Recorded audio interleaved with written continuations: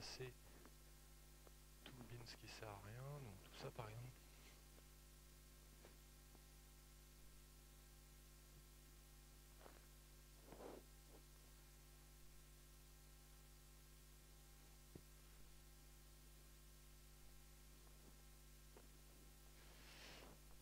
Alors je vais commencer par écrire la matrice, parce que je l'ai demandé, et que c'est intéressant. Alors la matrice de phi, pas de f, phi dans la base canonique. Donc il va falloir qu'on dessine une matrice avec... donc au-dessus on va avoir phi de 1, phi de x, phi de x2. À un moment ça serait bien de mettre phi de xk. Et puis on termine avec phi de xn. Et donc je termine ma matrice. Et puis là ça serait bien de mettre 1, x, x2, xk, xn. Alors les calculs ont déjà été faits, ils sont là. Il n'y a pas besoin de les refaire. Alors phi de 1 c'est 1. Donc là on a un 1.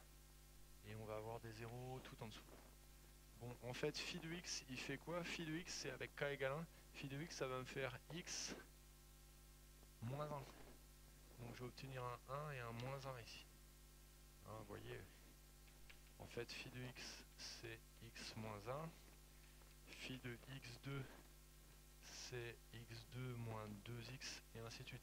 Donc je vais avoir, à chaque fois, j'ai un 1 ici. Donc en gros, je vais avoir une diagonale de 1.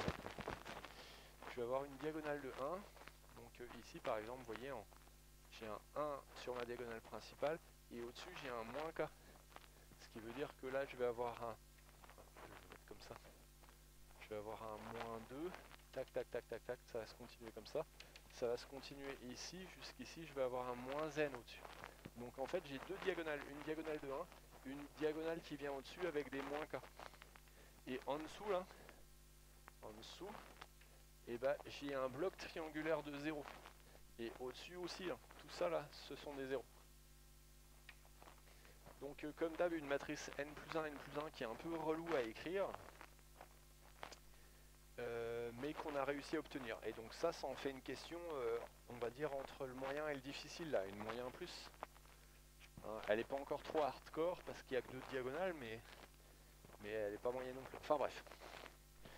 Sauf que après ils veulent l'image, le noyau. Ouh là là là là là. Alors là, va falloir que vous coopériez avec moi. Le rang est facile à calculer. Le rang de phi, bah ouais, parce que je peux utiliser la première colonne pour virer le moins 1 là. Ensuite, bah, vu que ma colonne est nettoyée, je peux utiliser la deuxième colonne pour virer le moins 2, la troisième colonne pour virer le moins 3, et ainsi de suite. En gros, avec la colonne de gauche, on peut se démerder progressivement pour se débarrasser de tous les nombres qui sont au-dessus en fait.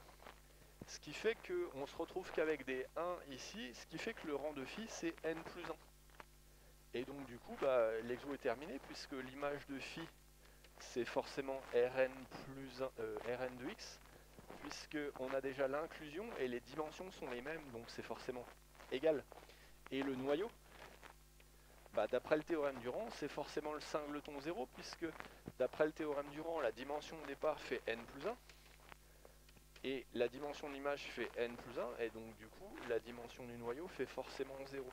Donc en fait, le noyau de phi, c'est forcément 0. Alors, bon, ici, en fait, j'ai besoin de votre collaboration mentale pour comprendre qu'avec la première colonne, je peux virer le moins 1, et ensuite, avec la deuxième colonne, je peux virer le moins 2. Il y a un meilleur argument théorique. Dans notre poly, sur les polynômes, il y a une propriété super cool qui dit que quand vous avez une famille de polynômes échelonnés en degrés, elle est automatiquement libre. Alors, qu'est-ce que c'est une famille de polynômes échelonnés en degrés?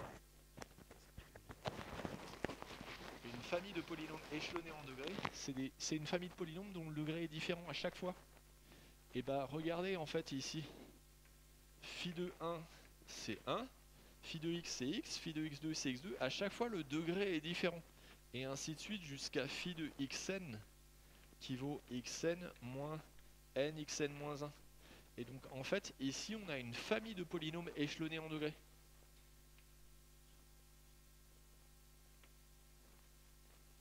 Et alors, une famille de polynômes échelonnés en degrés est libre, ce qui veut dire que phi1, phi x, phi x2, phi xn est une famille libre. En fait, vos colonnes ici forment une famille libre. En fait, ça forme une base. Et donc, le rang de votre matrice, il est égal à sa taille. Autrement dit, on sait aussi que ceci engendre l'image. Et on vient de voir que comme c'est une famille de polynômes échelonnés en degrés, c'est une famille libre. Alors, une famille libre qui est à la fois génératrice, c'est une base. Donc en fait, tout ça, c'est une base de l'image de phi, mais comme il y a n plus 1 vecteurs, bah on retrouve que l'image de phi est de dimension n plus 1, et donc c'est égal à Rn de x, et ainsi de suite. Enfin bref.